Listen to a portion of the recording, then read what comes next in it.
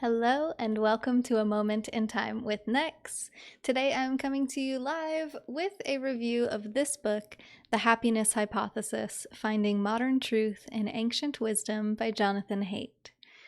So, on a scale from 1 to 5 stars, I would give this book maybe like a 2. It's not that, maybe a 3. I don't know, 2 or 3. It didn't really do it for me. This is a subject I'm really interested in and passionate about, and I think part of the reason why I wasn't super impressed with this book is because I study this so much as it is. So maybe there's just not a lot of new insights to glean, I guess. And some of it I kind of just disagreed with. It's kind of like an opinion thing and a preference thing. So I'm going to go through and tell you the different highlights and golden nuggets that I mined out of the book for you.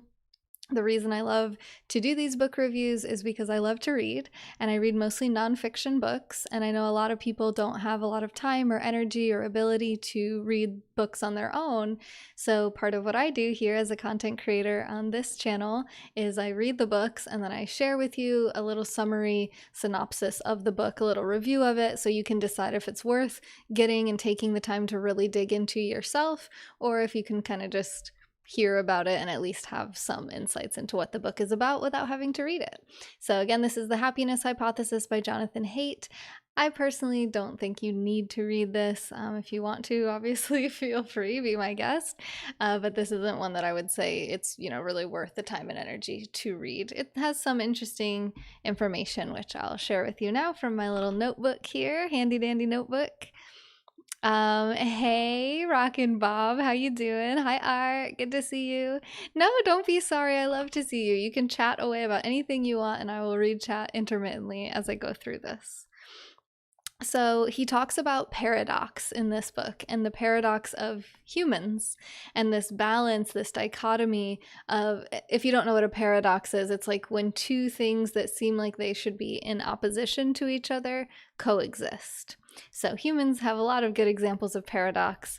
So for example, he talks about how we moralize self-control, discipline, compromise, and altruism with selfishness and all of our carnal desires without regards for others. And then he talks about 4 different divisions of humans. Not of humans, but like 4 different divisions and paradoxes within humans. There's the mind versus the body, and he talks about how the mind and the body are often at odds with each other. I don't personally really view these things as 2 opposing forces. I think they're different energies. We have like the physical material realm in the body, and we have the psychological space, the psyche, dreams, the mental space, and what we think is mostly driven by the brain, but we're learning more all the time about consciousness and where consciousness may actually reside, and if it is a physical, located type energy. And I maybe because I've been doing yoga for a while, I also teach yoga. If you guys are interested in that, just let me know. And we talk a lot about, mind body connection. So I feel like a lot of times what's going on in the mind is a reflection of what's going on in the body. And a lot of times what's going on with our body is a reflection of what's going on in our mind. And I don't really love this idea. And he kind of like keeps this theme steady throughout the book of this conflict, as if like our bodies desire things that our minds know are bad for us. Maybe in some cases, for sure, but I'm not sure that everything that we deem and label and vilify as bad for us always is. And a lot of that comes down to opinions and preferences and lifestyles and, things like this. So I'll just kind of touch on that really briefly. He talks about like the left versus the right. So he's talking about left brain versus right brain. This is largely outdated. This concept of like being right brained or left brained. We know that the left half of our brain controls the right half of our body, and the right half of our brain controls the left half of our body. But there's a lot of differences. So even just between, let's just say, cisgendered biological male female dynamics, female brains have a thicker corpus callosum, which is the part between the 2 hemispheres of the brain that deal with crossover and interactions between the two sides. So women often recover better from things like traumatic brain injuries because their brains are not as highly specialized. They're kind of like a universal, different parts of the brain, the female brain can kind of pick up more easily for other parts, and they're more kind of, I wouldn't say 100%, but in a way they're more adaptable, more flexible, and better able to handle if there is some type of head trauma. Whereas with guys, or let's say the male brains, they seem to have much more specialized functions, and therefore if a certain part of the brain is damaged in a male, they do have a harder time because of their different corpus callosums. And the thing with brain science is so much of brain studies and brain science and things we know about the brain or believe about the brain come from studies on male brains only. A lot of early research was done only on male subjects. So there's a lot that we still have to learn about differences that can be based on just something as simple as gender and chromosomal differences, but just think of all the nuance and all the genetic differences between all of us and how different that may affect how our brains really function.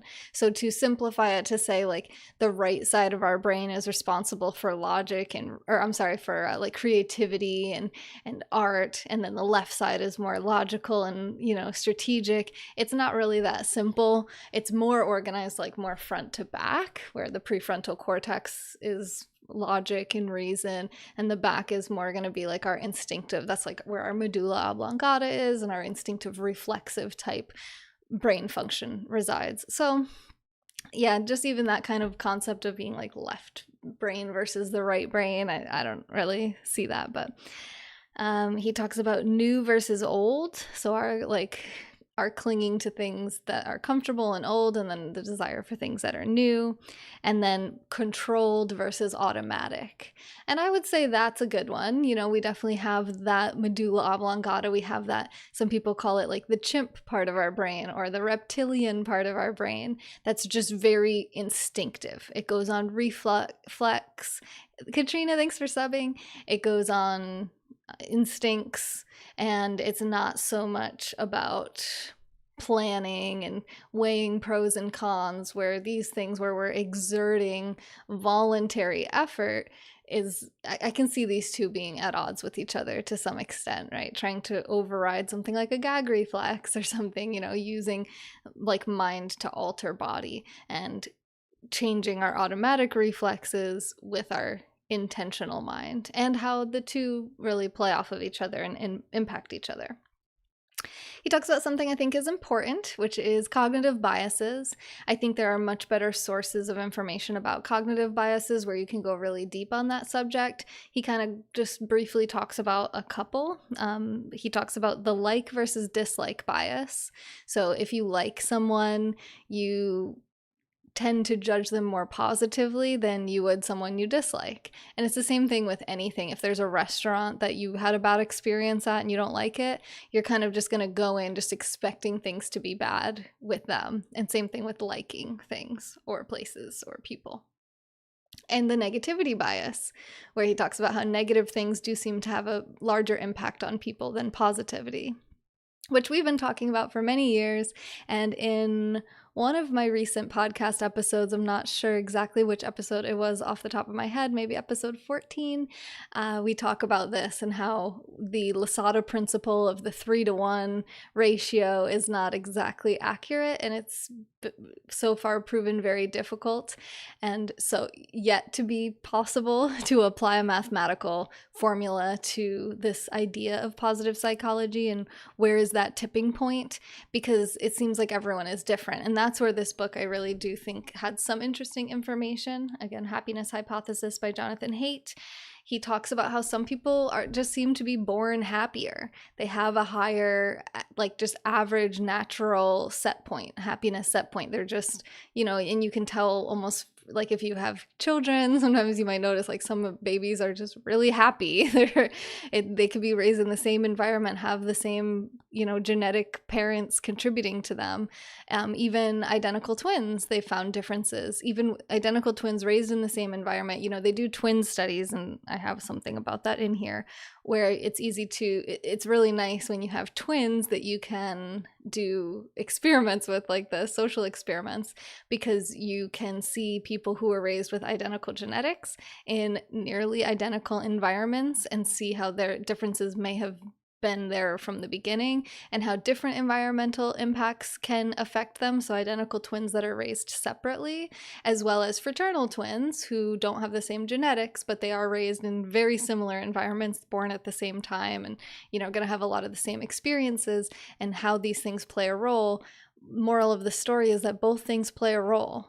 Environment plays a huge role, and we seem to have well accepted that these days.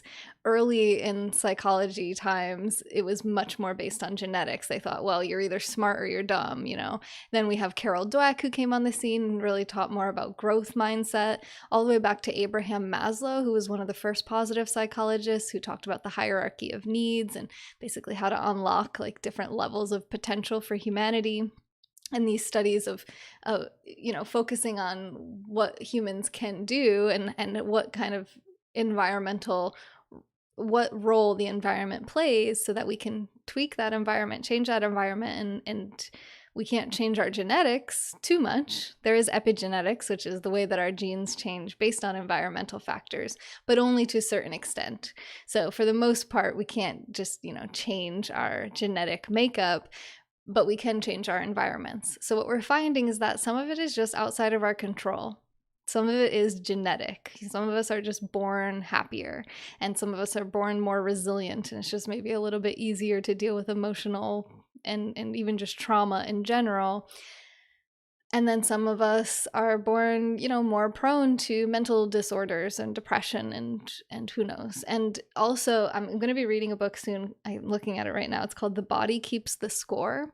And it talks about how the body stores trauma. And if I understand correctly, I haven't read that book yet, but just from some brief information from, I think, school and maybe some books, it does seem like trauma can actually impact genetics, like generational trauma can impact genes, generations down the family tree.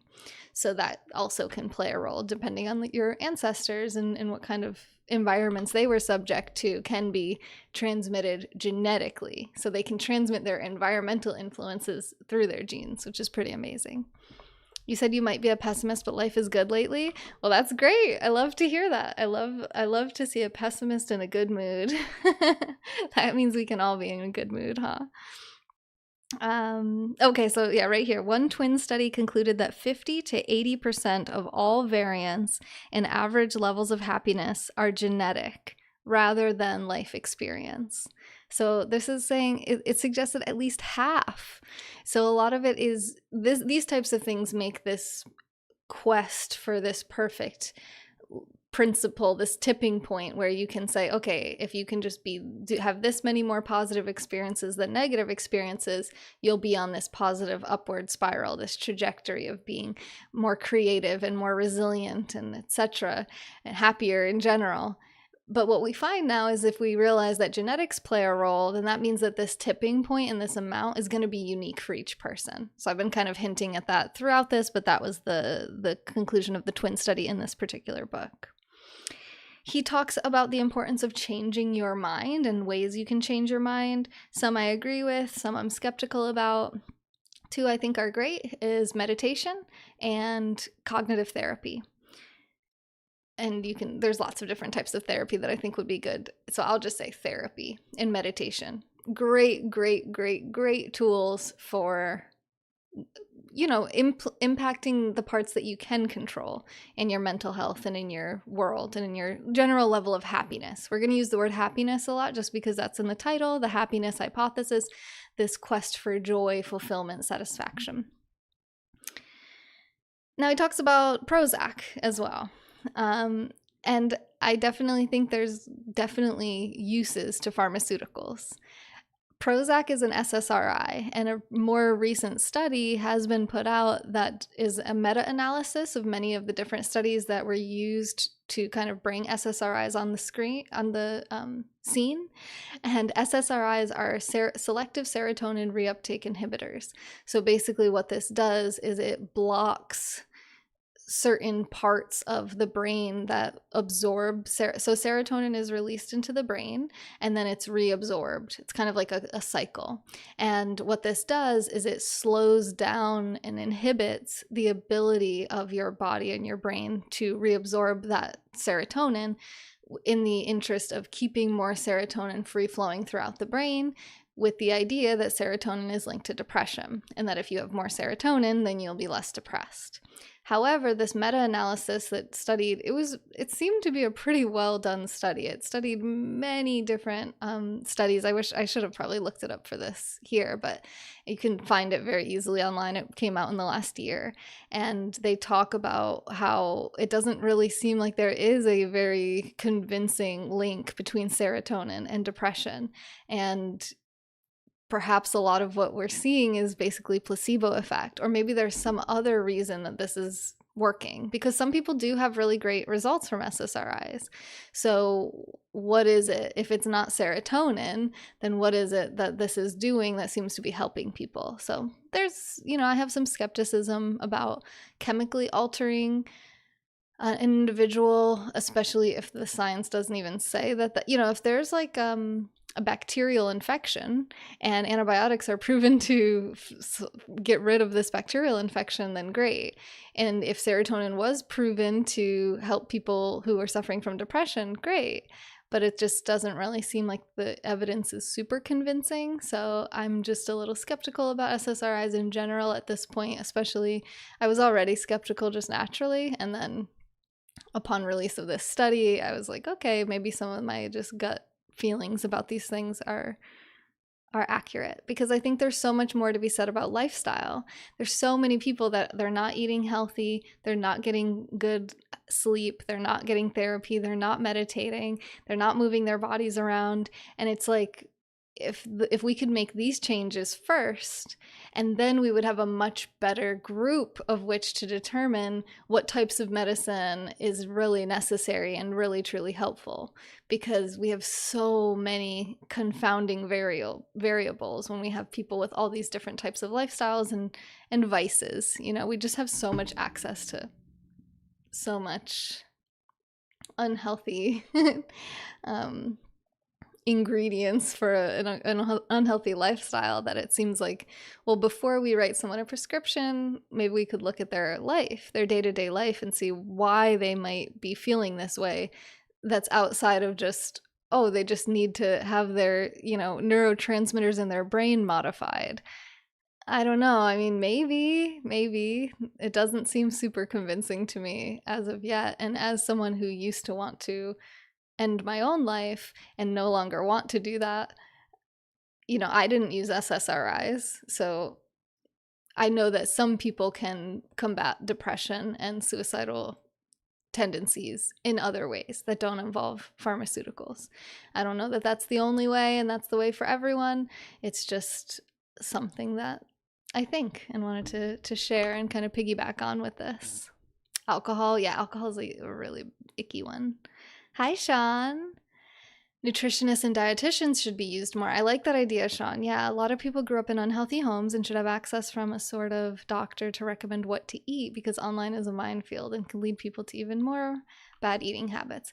Yeah, I would say yes, but I think that, any information that you can get is, information. Cross-check it.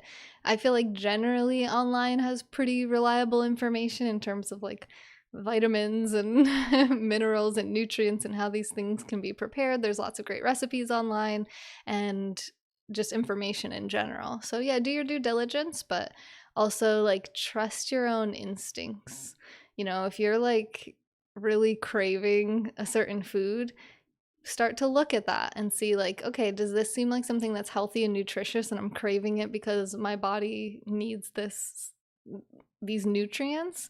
Or is it possible that I'm addicted to it and I'm craving something because my body's craving something that it's hoping to get from this? So I've done you can watch my book review on the book called Feeding You Lies, and we talked about like diet foods and how a lot of these artificial sweeteners, they actually cause you to become more hungry, and they release energy so fast into your bloodstream that your body thinks it's getting nutrients, right? It's like, oh, energy, great, but it doesn't get the actual nutrients that it needs, so it wants more.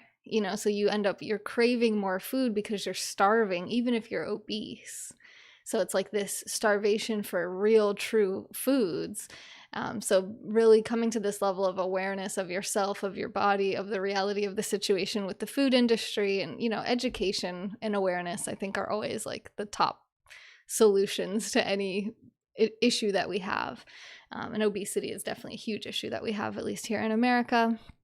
And it contributes to a lot of mental health issues and people not feeling happy, not happy in their own bodies, not happy, just chemically, physically, like attitude wise. These all interplay with each other. I mean, like people concerned about weight. I saw super scary, like anorexia, like advice about too low calories. Yeah, there are some dark sources of information on the web for sure. It can be a dangerous place for people with mental health challenges, whether it's an eating disorder like you talked about or some type of delusional disorder. I would say eating disorders can kind of tie into delusional disorders because a lot of times they do have a delusion about their physical appearance, or they believe something about the food. There's usually some there's some lie that's being believed by somebody with an eating disorder. So with these types of things, if you go onto the internet and you connect with a bunch of other people that suffer from the same delusion or the same mental health disorder, it can be supportive and helpful, and you can share tools and tricks and therapists and books and, YouTube channels and podcasts and, trails and whatever, swimming holes that help people. But you can also feed into each other's delusions and kind of like fuel each other's paranoia or feeling that it's okay and feeling like it's accepted, which is what they talk about a lot of times with the drugs, and why the drug war is so ineffective, because people connect with a subculture of fellow users that make them feel like it's okay, it's normal, they understand, they're all in the same boat, and it's just a way to connect. It's something to have in common with people. So that happens with mental health challenges of all kinds, because substance abuse is a mental health issue as well. So as we're talking about happiness, I'm trying to stay focused there. All right, mangoes, yum. You recommend my channel? Nice, thanks. All right. He talks about ultrasociality, which is living in a large cooperative society in which hundreds or thousands of individuals reap the benefits of an extensive division of labor. And he said there's only a few species that have this ultrasociality, which is humans, termites, ants, bees, wasps, and naked mole rats. Cool. He talks about another bias, reciprocity bias, and to be aware of reciprocity bias, which is like tit for tat. So it's like if someone gives you something, you want to give them something back. If someone steals from you, you want to steal something from them. Like it's like this, or not necessarily you want to steal from them, but like you want, it's like this desire for karma, right? It's like what goes around comes around. Reciprocity, right? Reciprocal. So be aware of this so that people can't use it against you. Like sales techniques, a lot of times they'll give you something free so that you feel like, oh, now you owe them something. They'll like give you a lot of time and energy and all this stuff, and then you feel like, okay, well, I guess I gotta buy something. So just being aware of when it's being used against you. But you can maximize it as well. So you can also realize that if you're hoping to get something from someone, well, why don't you start by giving? Rather than just trying to figure out a way to get them to give it to you, like just you give them something, and you realize that they're much more likely to want to be like reciprocal with you if there's something that you've given them, basically.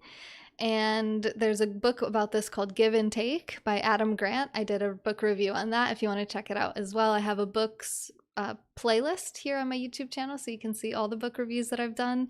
And he talks about being a reasonable giver, you know, this concept of being otherish. It's a mix between being selfish and living for others. So you're not purely altruistic and you're not purely selfish, but you're otherish. So like you do stuff for other people and for yourself. It's a balance.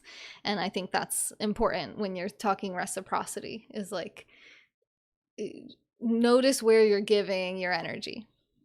Just become aware of that. Let's do more awareness to solve our problems, because sometimes we find ourselves in relationships with energy vampires, people who just take and take and take and take, and they just kind of use us for whatever energy we can give them and whatever we can give them, and we're never getting anything back. And that's okay to be in a relationship where you're just the giver and you're giving, and it's like a charitable type relationship, as long as that's how you view it, and it's not like this weird dynamic of you always feeling like you're being neglected by this other person.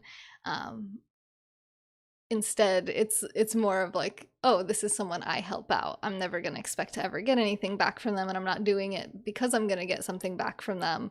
But just be aware of, is this really helping them? Because sometimes we think we're helping people and we're enabling them. And I had this kind of download a couple weeks ago in the shower one day. I was like, if we don't enable someone, what's the opposite of enabling them? Disabling them. So of course, when we stop enabling someone, and they're going to perceive that we are now disabling them, and they're going to have a negative reaction most of the time. Because how would you react to someone disabling you? But that's kind of the reality. It's like once you find out you're in this situation where you've been enabling someone, when you stop, which is the correct choice, now you're disabling this behavior of theirs, and they're probably going to lash out and have a pretty negative reaction initially. But hopefully, ultimately, they'll realize it's for their own good, and that you care about them and love them, and you want them to be able to, you know, stand on their own 2 feet, or whatever the specific situation is that you might find yourself in. What about naked humans? Yeah. Are there clothed mole rats?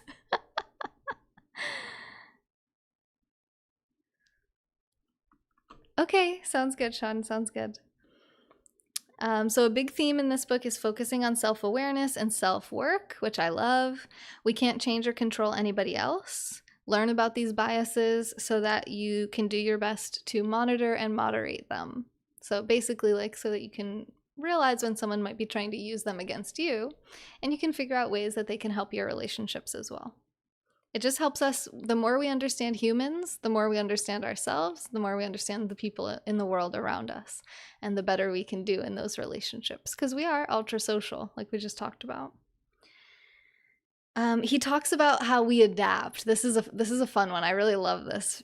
It's a nice reminder to me, and I think to everyone, is that sometimes we go through these intense changes or intense feelings, and they're all almost always temporary.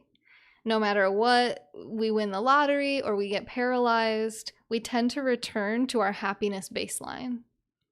So it's like, even if we went from fully able-bodied today to like disabled tomorrow, within a few months, you know, within a year, maybe a couple of years or something, like we will return to like our normal, and probably less than a couple of years. I mean, it happens pretty quickly. Like, I don't know. I've even noticed in myself, things can change so quickly. Like, I'll get news one day and it feels devastating, and like, oh my God, how am I going to go on? My life is never going to be the same. And it's just like all this drama. And then like a week later, I'm like, I feel the same as I felt last week. You know, it's like I'm the same person, same level.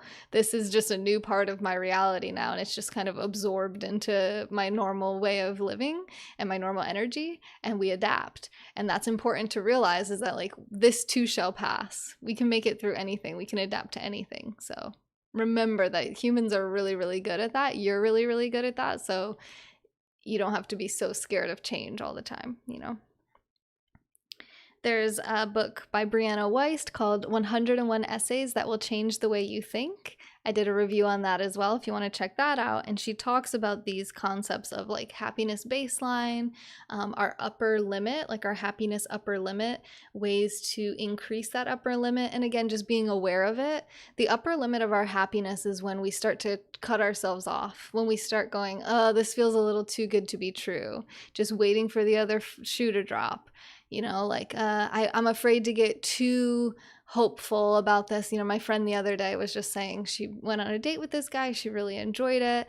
They had a second date. She really had this great time. And she's like, I'm trying not to get my hopes up.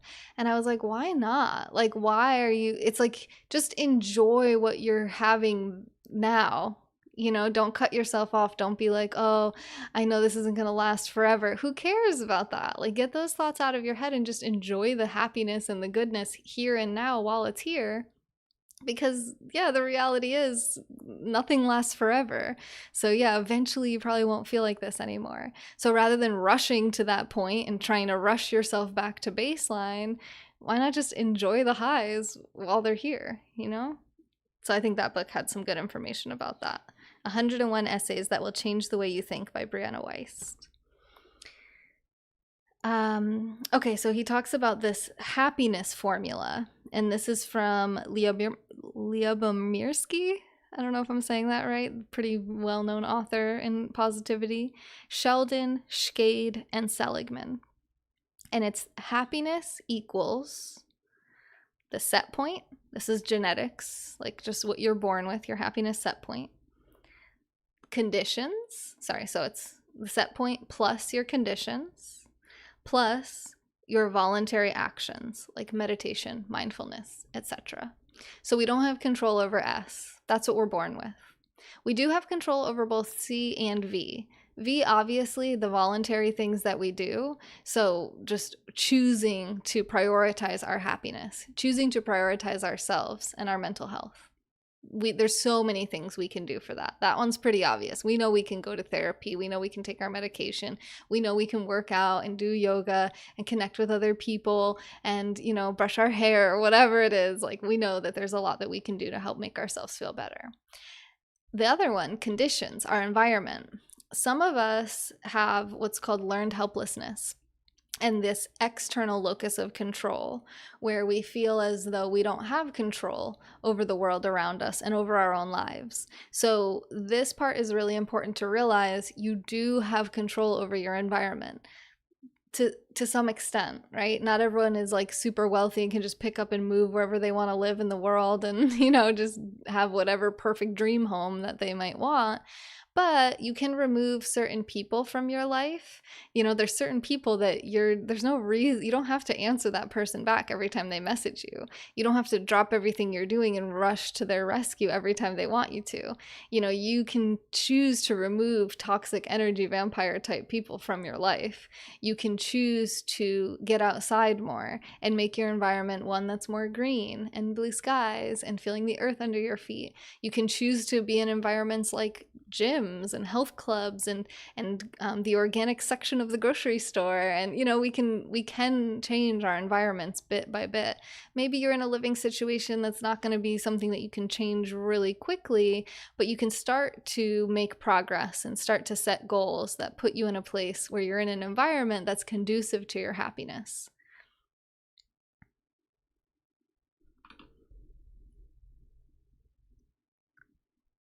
You're going to try to read more? You used to read more before the internet and the iPad? Me too. I know. I noticed, like, I'll just be on my phone so much. Ugh. Yeah, definitely. I think reading is a huge, it's very, I don't know. It's a powerful tool. I'll put it that way. Okay, then he talks about 5 challenges that can help you to adjust that C, your conditions, your environment, especially for people who struggle to adapt. So if you're on the autism spectrum, or if you just have a hard time with change, if you have any kind of like neurodivergence, then these tips can be helpful for you, these 5 things to focus on.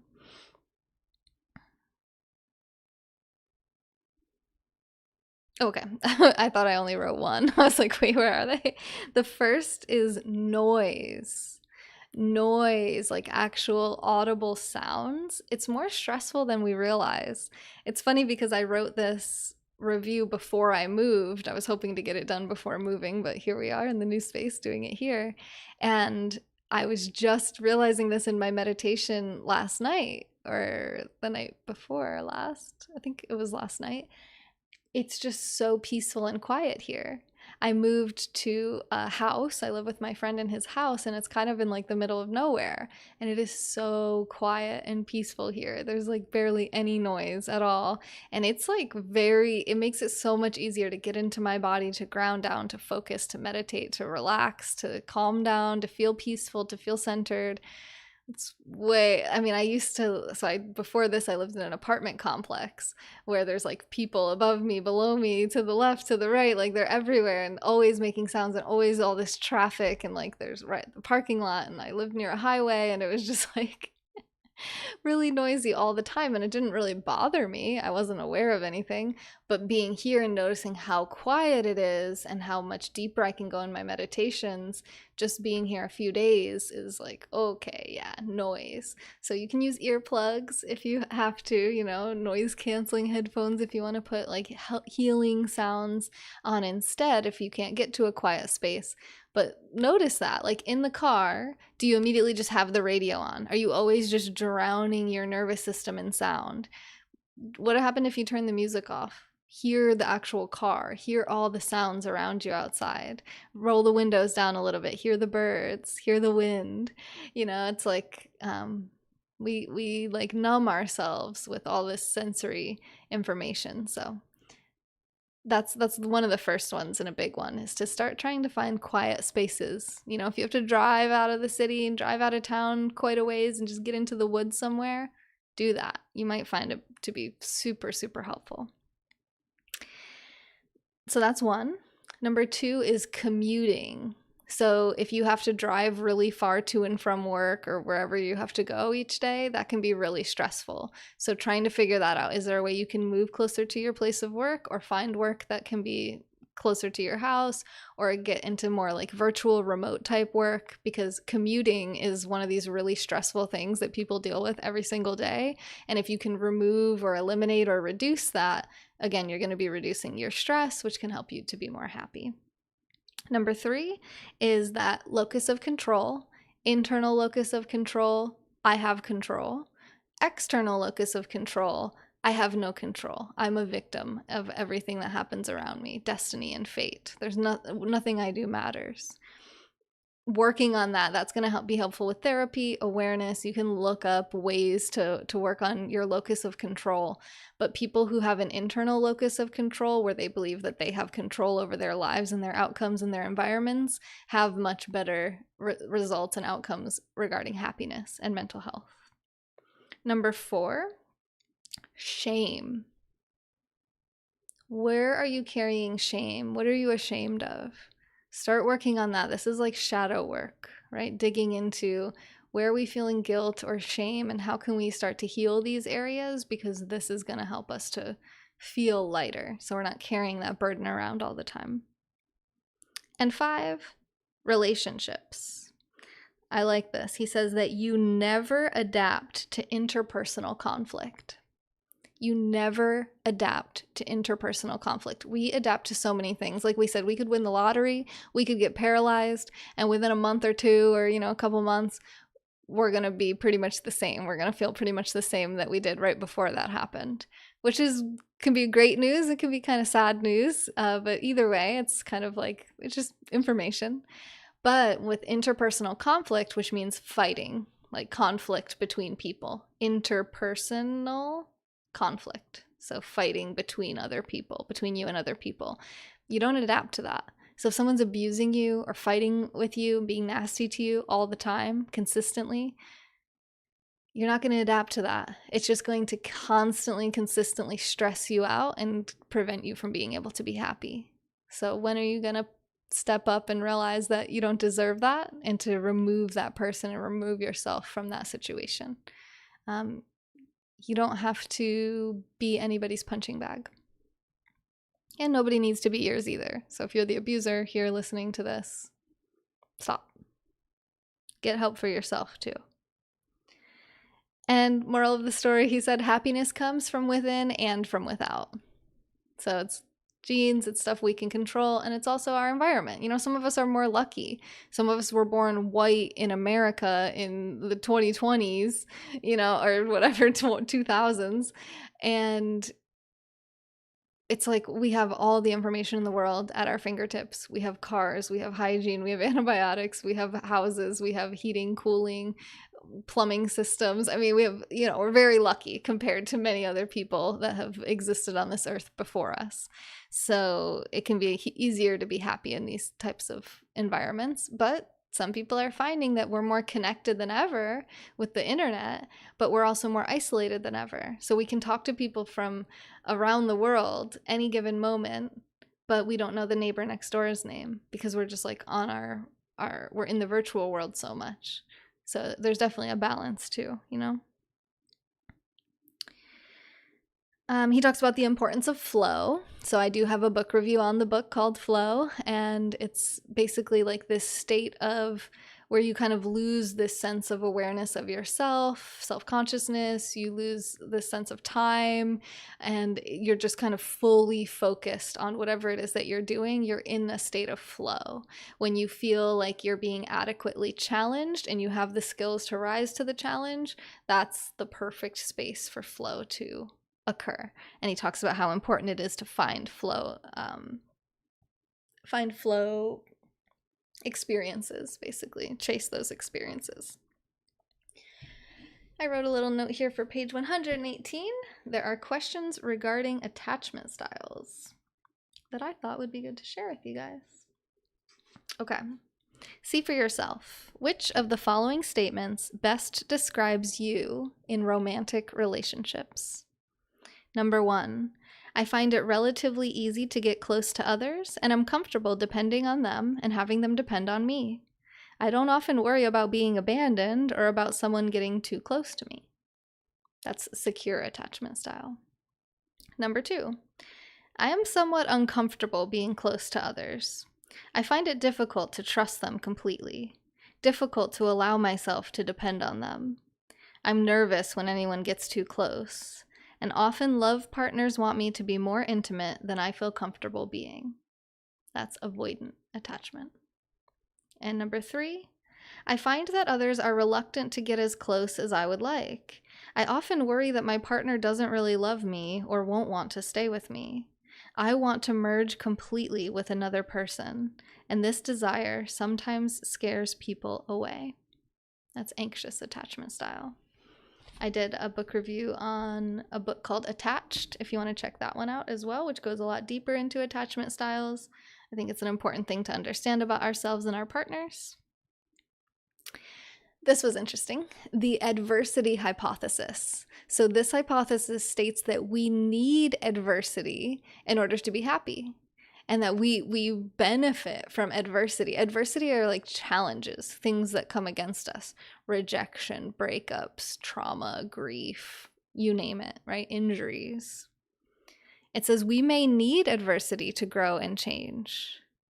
It also helps to keep us humble and empathetic. I don't know how much he talks about that in the book, but I wrote that myself because I've been noticing that over this last year. I've been having a lot of adversity, and I'm feeling like, oh wow, I really needed to be humbled because I thought like I didn't have a really grounded sense of who I am, and it's helping me to be more humbled throughout these adverse experiences, and then also more empathetic, where I can understand other people more now because I had so much good luck for so long that it was difficult for me to understand really other people's struggles. So now going through my own makes it easier to be more empathetic with other people as well. And the concept of post-traumatic growth, which I've heard of before, but some people, after they go through trauma, instead of having like a disorder or nightmares, sometimes they just start like it triggers them to action, and they start world-changing foundations to fix some problem or to help victims of something that they went through or something. It just like pushes them to live their best life, to realize, oh, I might not live forever. I was faced with my own death. I was faced with some kind of awful darkness. I just want to shine a lot of light into the world. I want to go places where I feel surrounded by light. I want to see all the things I want to see before I die. And I want to really enjoy life. And all these little things I used to worry about don't matter to me anymore. And now I can see big picture. And now I can, really live the way that I want to live. Now, severe trauma is still generally bad, but some adversity does seem beneficial. So it's not like go out there and try to get beat up because, it's going to help you grow and change. It's more like, just knowing that the adversity is going to come. You don't need to go looking for it, but knowing that it can help you to grow and change rather than feeling like it's defeating you or it's slowing you down or holding you back. All successful people on earth have gone through adversity, and we're all going to have to. It's something that we can all relate to each other on. We won't all experience success, but we'll all experience adversity. So see how you can try to use that as fuel for your own success. So there's one last thing here where this is where I was kind of feeling like it didn't really resonate with me. He really put a big virtue on altruism, doing things for other people. I think doing things for other people is great. I think to me it feels obvious, and it feels like it's overly focused on because I see more people that aren't taking good care of themselves. So I feel like I've been doing this. I've been streaming now 6.5 years, making content. And one thing that hasn't really changed this whole time is me being like, I really want you to work on yourself. I really want you to prioritize yourself, get yourself together, because that's the only way you can help other people. Like, you can really truly help people. You can teach them, you can take care of them, you can pay for their whole life when you have figured out how to do that for yourself. So you can help people in all the ways that you want to help them, and that's great. But if you are always putting other people before yourself, which is true altruism, it's self-sacrifice, which means you actually end up losing something. There's some negative aspect here, that you give, and now you're harmed for it. If you give too much, now you need someone to give to you, and you haven't really helped anyone. You've only added to the problem or just shifted the problem. Because even if you give all your money to some person that you feel like needs it, now you don't have any money, so someone has to give you money. But also now, that person you gave that money to, did they learn anything? Were you just enabling them, like we just talked about, and now you both need money because they blew it and you kind of blew it too by just giving it to them, which you thought was so high and mighty. So it's kind of like there's some righteousness in doing things for other people, but I feel like it's overly focused on. And people love to talk about how much they love to help other people, and I just want to help people. And it's kind of like it's this smoke screen of true motives. I feel like, what do people really want? They get good attention. It's good PR when you're helping other people. You do feel good about yourself, but there's really, what are you really motivated by here?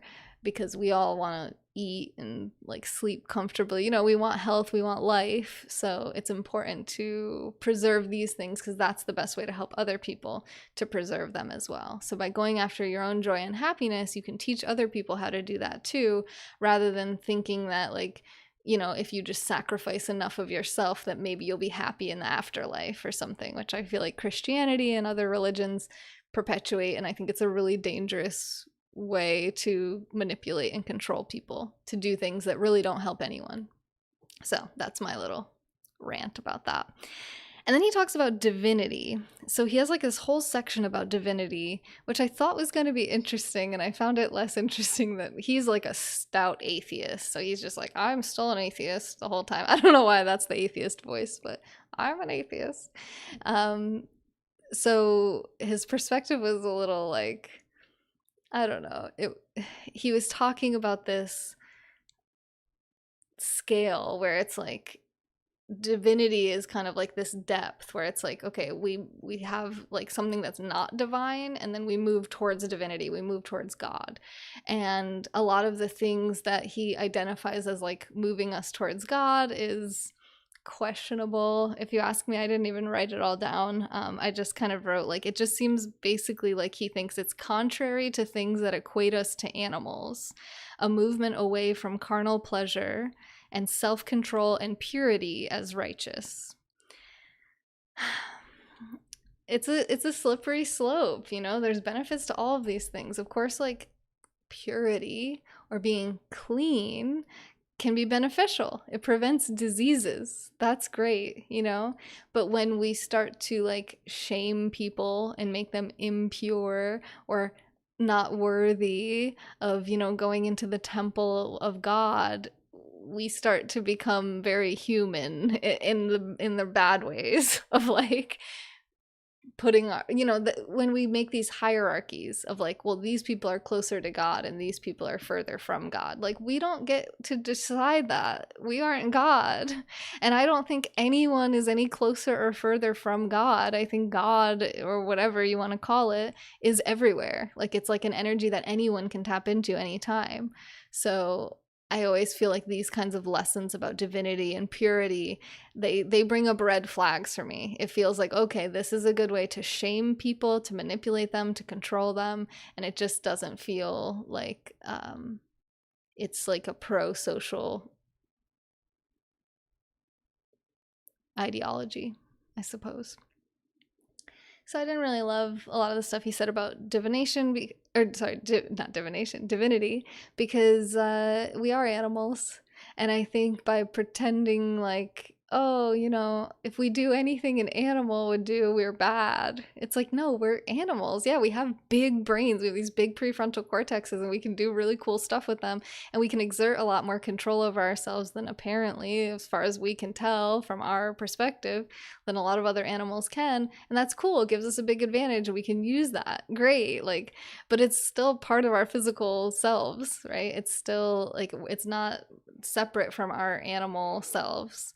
And to do things that are good for our bodies are good. You know, like push-ups aren't something we like think we thought up like, oh yeah, this seems like it would be great. It seems like it would be fun. It's like it feels good in our body to move and use our physical bodies. Same thing as pleasure, sex, good tasting foods. You know, there's a reason all of these things feel good. It's not because they're bad. I think there's, you know, context is really important for all of this.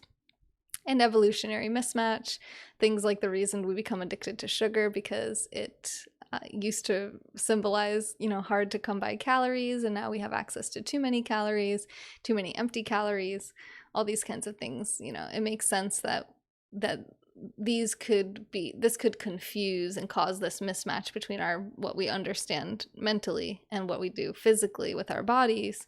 But I also think it doesn't mean that there's something wrong with our bodies or there's something evil or sinful about enjoying sweet foods, you know, like making or enjoying sex or looking at a beautiful person or something like that. You know, I have a lot that I think about this, but it's not really a religious text. So I think I just kind of brought up some old religious trauma of my own. You're bored sober? Oh, that's, I meet chicks, but mostly already taken. Yeah, I mean, for me personally, if someone drinks a lot, I don't usually get into a relationship with them. I would match with a guy on a dating app and he seemed pretty promising, and then he wanted to do a video call, which I don't think was a good idea for him, but I said okay, and then he was drunk like on the video call, and I'm like, what, your energy is so not attractive right now. You like women younger than you generally? Cool. Hi Josh, good to see you. Check and check adversity. Yeah, you were in AA for years. I'm sorry you fell off the wagon, love. We all broke, but at least we feel good, right? Stout atheist trying to get closer to God. Did I hear right? No. Sugar where? What is an animal? Yeah, good question. Yeah, so it was an okay book. That's my review and summary of it. There was some interesting things in there, but not one I would encourage everyone to go run and take off the shelf. I'm open to feedback. If you loved this book and you had a totally different perception of it, please let me know in the comments, or you can DM me on social media. And my next review will probably be on The Green Witch, which is one that I'm reading right now. It's actually over there on my bedside table. So The Green Witch, which is about green witchcraft. That's the one I'm reading now. I do want to read The Body Keeps the Score. There's a couple other books that I've kind of been like dabbling in, so I don't know which ones I'm going to finish reading first, but there will be more book reviews coming up soon.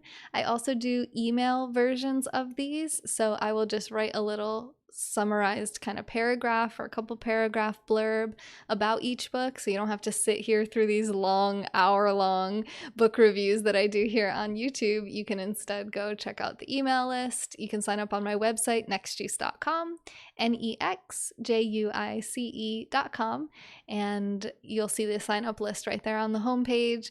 That's also, if you go on there, that's where you can support this page. If you want to support on the support page, there's also the contact page, which has all my socials. We just had 1,000 followers on TikTok, so I'm live streaming over there again. I have Instagram, obviously YouTube, Twitter, Twitch. We stream on Twitch a lot. So yeah, come hang out, join in, and I will send out a book reviews email pretty soon. So make sure you're on that list. And if you have any questions, comments, concerns, you can leave it here on the comments or message me.